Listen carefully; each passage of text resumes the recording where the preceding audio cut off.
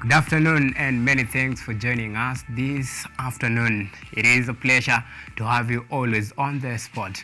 My name is Auma Evans, and as always, this particular Saturday, it's time to get sporty. My goodness, what a week.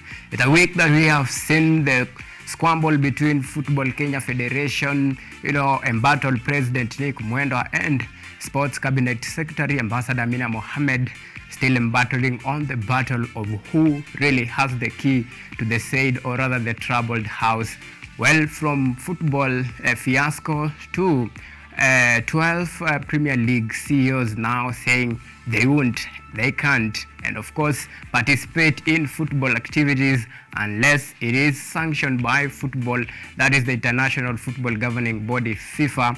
That is just because any particular participation, or rather tournament that will be taking, that they will regard it as only friendly matches, because they want to participate in a competitive matches so that their players can participate in international matches like CAF and any other along the way. So that is what is really happening, and it's actually a week that I saw England being knocked out of the UEFA Nations League from grace, falling from grace, and of course, and falling now squarely flat. What a week it has been in terms of sports, and many things that are happening in this particular week. Later on, we'll be taking you through, our sports analysis, and I'll be talking to the Kenya Rugby Union Chairman, Mr. Oduor Gagla, as we talk about the issues to do with rugby, and in particular the Safari Sevens that will be happening this particular week. And of course, today in the Nations League, we have fixtures that we will be taking a look at, and if I can read to you pretty quick, Armenia will be battling out Ukraine in the UEFA Nations League, and of course North Ireland will play against Kosovo. Cyprus will play host to Greece, and Slovenia will play host rather to Norway. Czech Republic will play host to Portugal, and Switzerland will travel to Spain to battle it out for glory. And Scotland, which have had a very impressive season, or rather very impressive outrun of winning runs in this particular tournament, will play host to Republic of Ireland.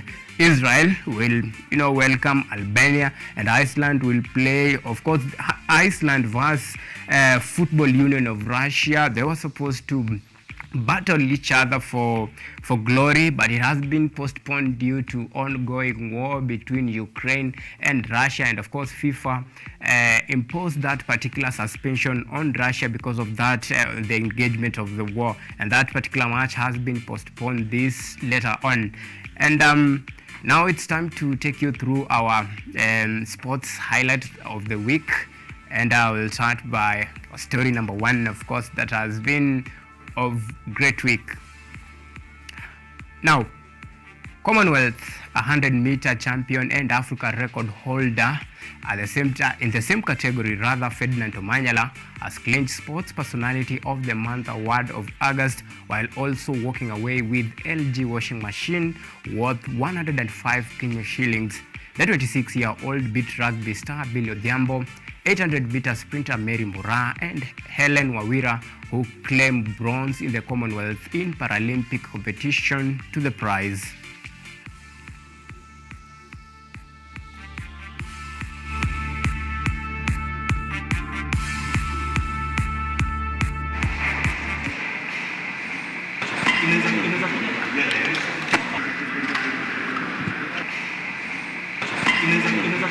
Continue to elaborate with us in this noteworthy initiative that honors our formidable sportsmen and sportswomen. It is thus our duty to contribute to this generational link in whichever way we are able to as a brand. I've been looking forward to get a washing machine to my house, and God does things to do, He does things, So thanks to them, and I pray that may God continue giving them favor to continue inspiring the sportsmen and women out here. Now, moving on from sports to, of course, golf. Preparations are underway for the third leg of the Mount Kenya Junior Golf Foundation, which will be held on Sunday at Nyeri Golf Club, with more than 50 children from Nyeri, Nyahururu, Nanyuki, and Thika expected to participate. the maiden edition that will be staged earlier this year at Nyanyuki Sports Club, and the second one in Nyahururu, with the foundation representative Baldev Singh saying they are looking at the years to come where they will be having young professional players hatch from the program, while also encouraging parents to take their children for training. The objective of the event, according to Baldev, is to look for talented children and train them for future.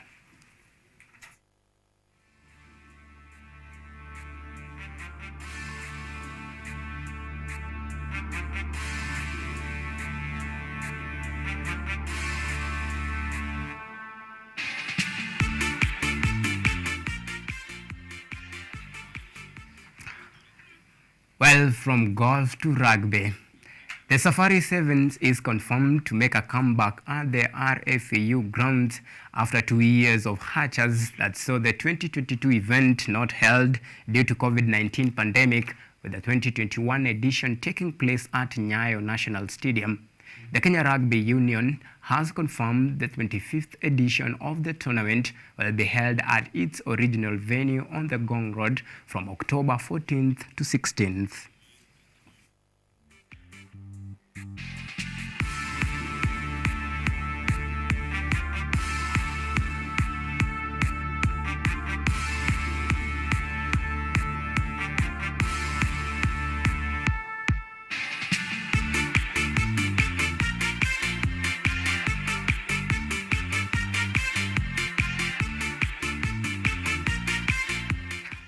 Well, that particular discussion we'll be having with, Odur Gagla, the Kenya Rugby Union chairman, just to talk to us about, the issues of rugby, and that we had one-on-one with him.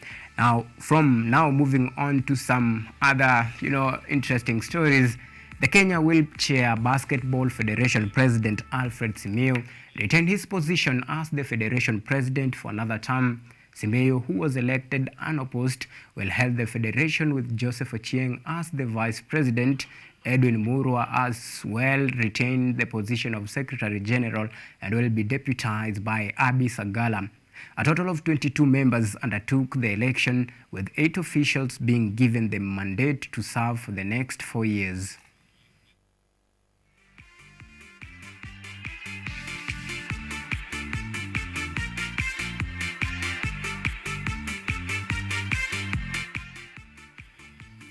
Now crossing borders to Germany, and world marathon record holder Eliud Kipchoge arrived in Berlin ahead of this year's edition of Berlin Marathon, scheduled for Sunday, 25th September.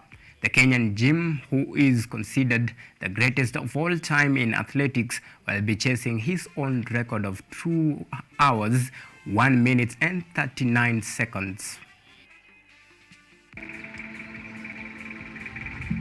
Double Olympic champion and world marathon record holder Eliud Kipchoge is in Berlin as he prepares to participate in the annual edition of Berlin Marathon scheduled for Sunday the 25th of September. The 3-time Berlin Marathon winner will be looking forward to become only the second man in history to triumph in the highly coveted event, after Haile Gebrselassie of Ethiopia, who won the race in 4 consecutive years between 2006 and 2009. Kipchoge, who hails from Nandi County, became only the second Kenyan to win the long-winded event in the 2 consecutive years in 2018, following in the footsteps of Patrick Musyoki, who clinched the gold in 2010 and 2011. In 2019, Kipchoge went into history books for being the first human to ever complete a marathon under 2 hours, setting the popular 1:59:40 in Vienna, Austria.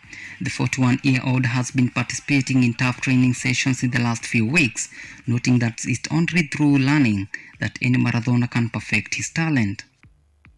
With Kipchoge now contending against the current Berlin Marathon holder Guya Dola, Kenyans are hopeful that this will be yet another record-breaking day for one of their own.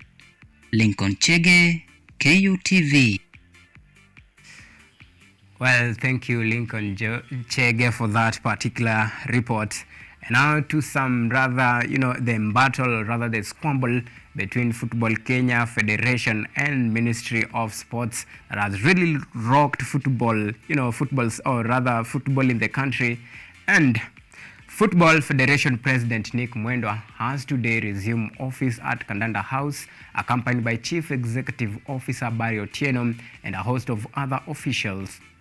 The Mwendwa-led administration was ejected from office in November last year by Sports Cabinet Secretary Ambassador Amina Mohamed following a grave allegation of graft. At the same time, the push and pull between the embattled FKF boss and Sports Cabinet Secretary Ambassador Amina Mohamed continue, with Sports CS stating that Mwendwa resumption to office is illegal. Take a look. After close to 10 months in court, the embattled Football Kenya Federation President Nick Mwendwa is back.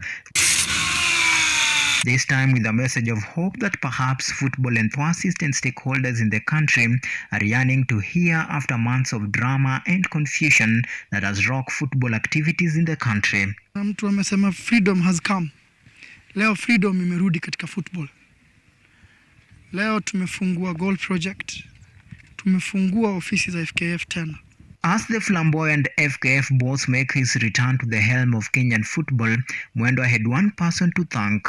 Nataka kushukuru president na timu yake sana kwa sababu wamehakikisha haraka iwezekanavyo tumefungua goal project, na sasa kuanzia saa hii football imerudi hapa Kenya, football ya FIFA, football ya CAF, football inayotambulika.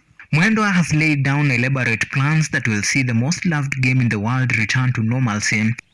Kuanzia kesho tuko na meetings na clubs. Tutakuwa na next meeting Friday. Baada hiyo meeting tutawaandikia FIFA. Natarajia within days ban ya Kenya itakuwa lifted.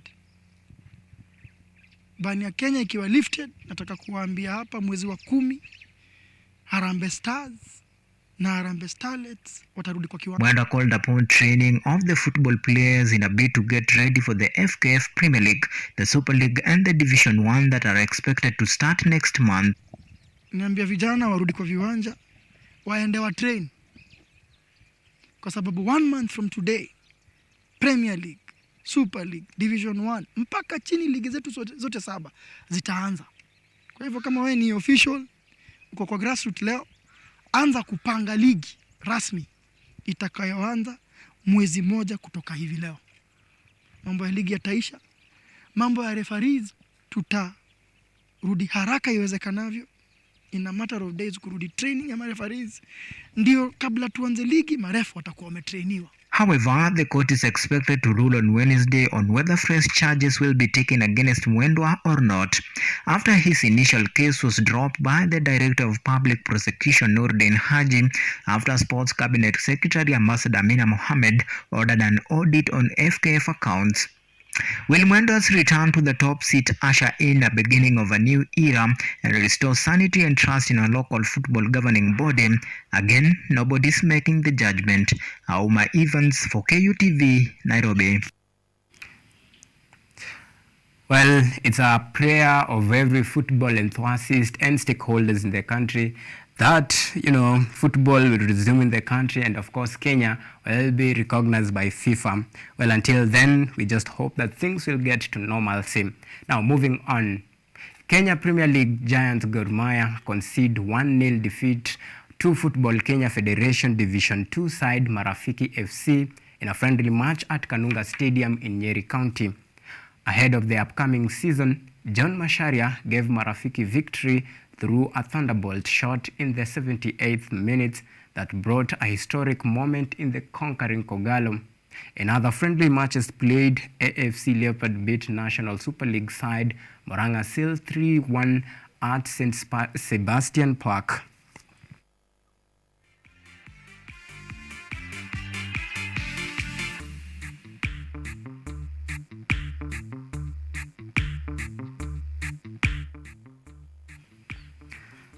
Now from football to boxing.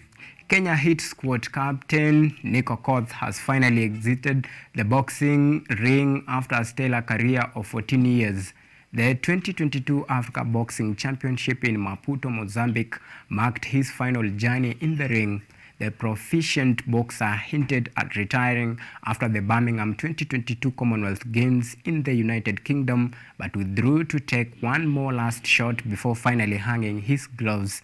Okoth, who won silver medal in the Premier Continental Showpiece, leaves the ring with a whopping 600,000 Kenyan shillings from his exploit.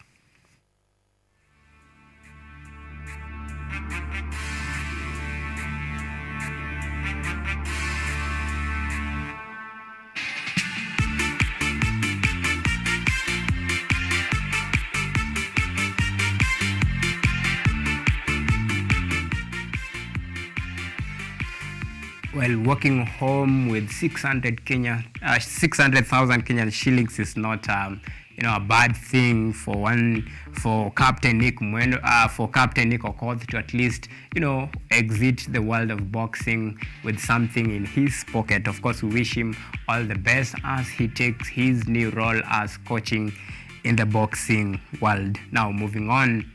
Kenya Port Authority women basketball team is in Dar es Salaam, Tanzania, ready to defend their FIBA Africa Zone 5 championship title.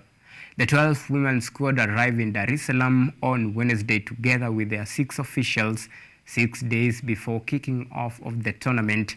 KPS sealed a place in the final tour of the tournament by beating Equity Hawks 23-40 in the last year's All Kenya Zone 5 qualifiers at National Indoor Stadium in Dar es Salaam. They also enjoy top spot of the 12-team Premier League table, standing with 18 points, having won all of their 9 matches this season.